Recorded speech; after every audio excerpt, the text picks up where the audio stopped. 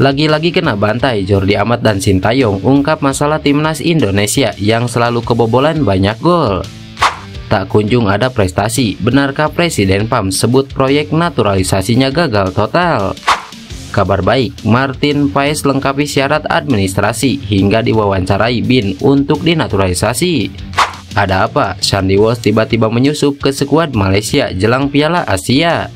Berikut kami akan mencoba merangkum berita terbaru dan terhangat seputar tim merah putih. Selengkapnya yuk simak video ini sampai selesai.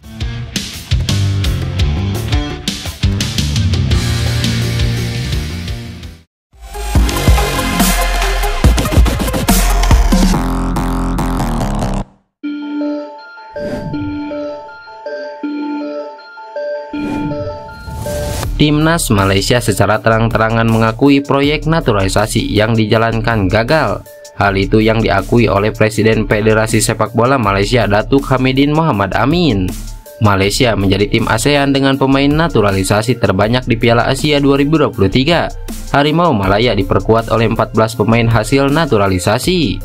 Enrique Dos Santos, Mohamed Sumereh, Romel Morales, Matthew Davis, dan Daniel Ting merupakan contoh dari pemain-pemain naturalisasi Malaysia di Piala Asia 2023. Solusi instan yang disebutkan oleh Amin itu tak sejalan dengan harapan.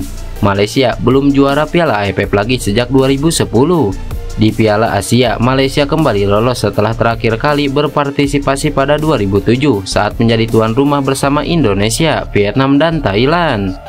Saat saya menjabat sebagai Presiden PAM pada 2018, salah satu tujuan saya kampanye untuk naturalisasi pemain. De Paula dan Krasniqi memenuhi syarat saat itu.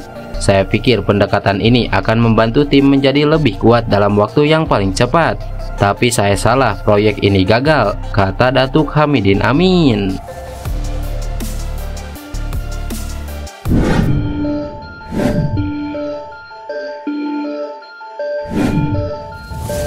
Lagi dan lagi, timnas Indonesia kembali menelan kekalahan dan kali ini mereka takluk 0-5 dari Iran dalam laga uji coba jelang Piala Asia 2023. Hasil ini membuat skuad Garuda diselimuti bekal yang buruk jelang Piala Asia 2023. Hal ini karena sebelumnya timnas Indonesia sudah menelan kekalahan dalam 2 laga melawan Libya. Hasil ini tentu saja bukan yang diinginkan skuad Garuda jelang ajang 4 tahunan tersebut. Pasalnya dalam ajang yang bakal berlangsung di Qatar pada 12 Januari hingga 10 Februari 2024 ini, timnas Indonesia bergabung dalam grup yang berat. Tim asuhan Sintayong bergabung dalam grup D bersama Irak, Jepang, dan Vietnam. Untuk mempersiapkan tim dengan maksimal dalam ajang ini, timnas Indonesia tak main-main. Sintayong terlihat cukup serius dalam uji coba melawan Iran ini. Pasalnya formasi yang dimainkan terlihat cukup serius dan sudah matang. Walaupun menurunkan pemain terbaiknya, ternyata timnas Indonesia masih jadi lumbung gol buat Iran. Melihat hasil ini, sepertinya pengalaman untuk menghadapi kompetisi bergengsi di level Asia ini memang diperlukan. Hal ini juga diakui oleh Jordi Amat yang menilai bahwa untuk tampil di kompetisi sekelas Piala Asia memiliki pengalaman akan sangat bagus. Pasalnya tim yang dihadapi memiliki pengalaman yang bagus dan levelnya pasti di atas timnas Indonesia. Untuk itu, Jordi menilai bahwa timnas Indonesia memang masih membutuhkan banyak pengalaman untuk bisa melakoni setiap pertandingan dengan baik. Dalam pertandingan dan turnamen seperti ini, kami memang perlu meningkatkan level. Kami perlu lebih banyak pengalaman untuk melakukan permainan yang lebih baik, ujar Jordi Amat. Dengan hasil yang kurang memuaskan ini, tentu saja Jordi mengaku para pemain akan bekerja lebih keras lagi. Menurutnya tak hanya pemain, pelatih hingga staf pun bekerja keras untuk bisa meningkatkan apa yang perlu diperbaiki dari tim. Jadi kami harus terus bekerja keras dengan para pelatih dan staf untuk meningkatkan apa yang kami butuhkan, ucap Jordi Amat. Pemain Johor Darut Tajim itu mengungkapkan ada beberapa kekurangan yang harus diperbaiki timnas Indonesia. Jordi Amat menyinggung soal pola permainan tim merah putih saat bertahan maupun menyerang. Menurut pemain berusia 31 tahun tersebut ada beberapa catatan.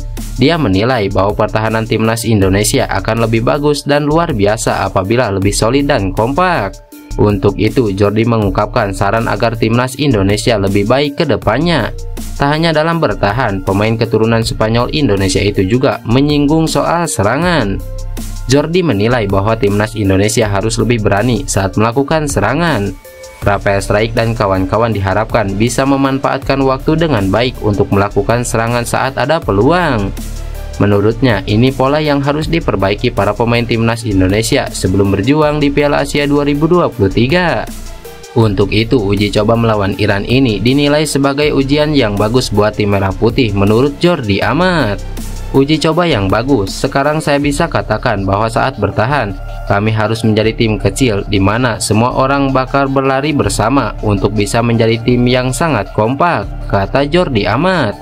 Kemudian saat menyerang harus bermain dengan percaya diri. Saya pikir ini uji coba yang bagus karena menjadi ujian penting untuk turnamen nanti, jelas Jordi Amat.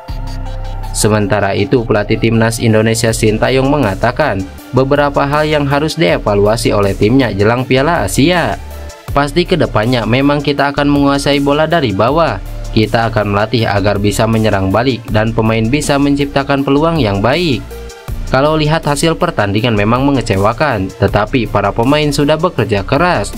Kalau dilihat dari isi pertandingannya baik, tidak masalah, ucap Sintayong. Sintayong mengakui lini belakang timnas Indonesia melakukan beberapa kali kesalahan sehingga mudah kebobolan dari Iran. Memang ada beberapa kali kesalahan dari lini belakang kita, apalagi dari 3 kali kemasukan gol memang dari kesalahan kita sendiri, tegas Sintayong.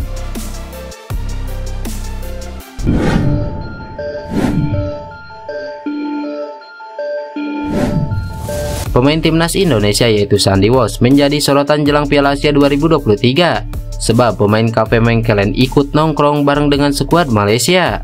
Timnas Indonesia dan Malaysia menjadi kontestan di ajang Piala Asia 2023. Dua negara serumpun ini sudah tiba di Qatar. Menariknya, hotel tempat timnas Indonesia dan Malaysia menginap sangat berdekatan. Ditambah Shandy Walsh juga ikut nongkrong dengan beberapa pemain Harimau Malaya. Hal tersebut diketahui dari postingan akun Instagram Football Indonesia pada Selasa kemarin.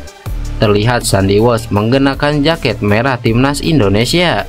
Dengan santainya, pemain berusia 20 tahun ini nongkrong bersama skuad Malaysia.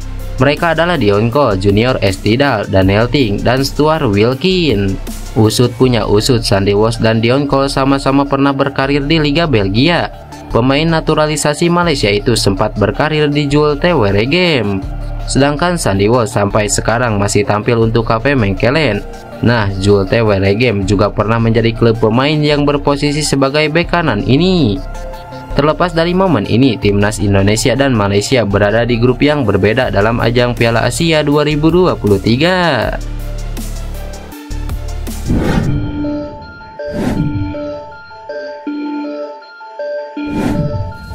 Kabar baik datang dari Martin Paes. Ya, Martin Paes melengkapi dokumen untuk naturalisasi timnas Indonesia.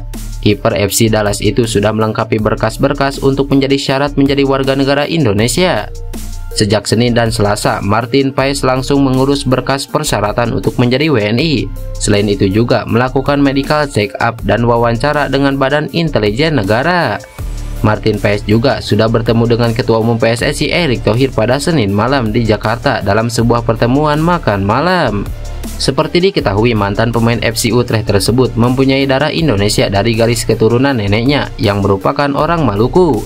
Erick Thohir mengungkapkan Martin telah meminta izin kepada nenek dan kedua orang tuanya untuk membela timnas Indonesia. Keputusan yang diambil dari pemain berusia 25 tahun tersebut membuat mereka terharu dan bangga. Martin Paes lahir di Nijmegen, Belanda pada 14 Mei 1998 dan saat ini tengah berkiprah di klub divisi pertama Liga Amerika Serikat yaitu FC Dallas. Sebelumnya Martin Paes pernah memperkuat NEC Nijmegen sebelum berseragam Jong Utrecht dan mendapatkan promosi ke tim utama. Selama memperkuat FC Utrecht, Martin Paes tercatat telah tampil sebanyak 44 kali di Liga Belanda.